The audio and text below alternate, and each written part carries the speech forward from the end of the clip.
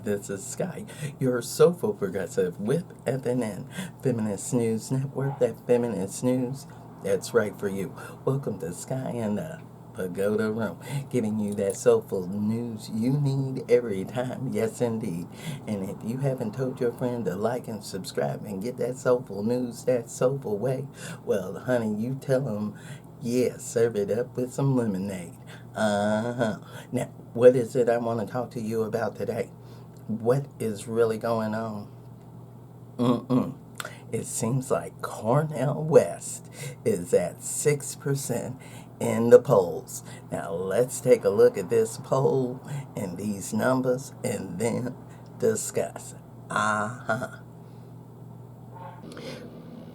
We have the Emerson College polling results right here, which state when West is added to the ballot test, he pulls 15% of support from black voters, which will obviously get greater, and 13% from voters under 35, which will also get greater.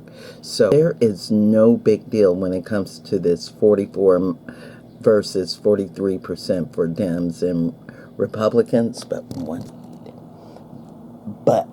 once you get down here and take a look, West is at 6%, and it can only grow bigger. I know you saw that. Isn't that great? Isn't that good? Doesn't that look hopeful? Doesn't that make you feel people are going to be more encouraged to sign those signatures in those petitions to get more states involved and signed up in the Green Party? Because we know in 2016, Jill Stein had at least 20 cities signed up with other states doing write-in votes. And with it being 17 right now with the Green Party today and several cities on its way, I'm quite sure we can pass that number for Cornel. Now, the thing is, now that he's at 6%, they're coming out hard, heavy, strong, and even Obama's got Axelrod saying that it shouldn't be going on. And we knew this was going to happen. We knew this is how it was going to play. But what we must understand is that in order to get organized, we must ignore all that, because you know what? The DNC has totally ignored the working class and the people that are for Cornel West. Just like Lupe Fiasco, who said he will vote for him and nobody else ever again. That's enough to motivate young voters, while the DNC thinks they can lie about student aid again to pull them in, which ain't gonna happen. I know that ain't gonna happen. So we're seeing that there's more of a need for change than people are realizing. And with a man that's not just a motivator, an actor, and a writer, and an activist, but a person that clearly has a solid background of people that's helping his infrastructure within the campaign. Right. I'm talking about people like Jill Stein, Chris Hedges, Mr. Barack. I can never say his name right. And there's many others. You know, Howie has stepped aside. He's letting Cornel go ahead and ride that wave on into the Green Party nomination. It's all set up. It's ready. It's set up. It's ready. Now, all there needs to be is that mass movement, that volunteering, and making sure the dollars stay within the states to help him in that place.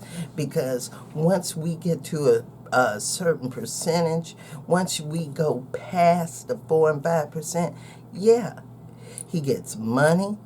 He's able to even debate in certain states, but they're not allowing debate because Joe just ain't ready. He can't handle it. He ain't set up to do it, and they know he would get annihilated if he did because he's not functional. He's not even what one would call. Does he even know where he is? Let me say it like that. I did a story on Miss B. Smith. Why don't you go ahead and see that, and I explain what I feel his condition is.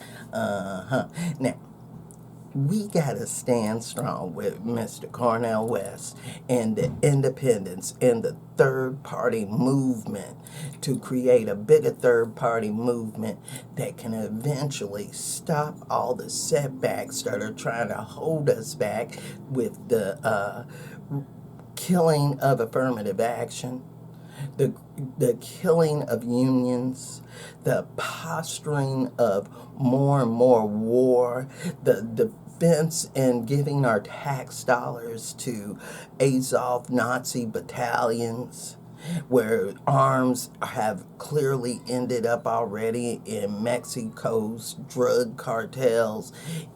People, we know we're ready for this. And the only way to make this happen is to keep the movement going. Are you ready? Are you down?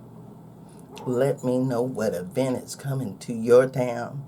And so leave your comments below and let me know at FeministNewsN@gmail.com.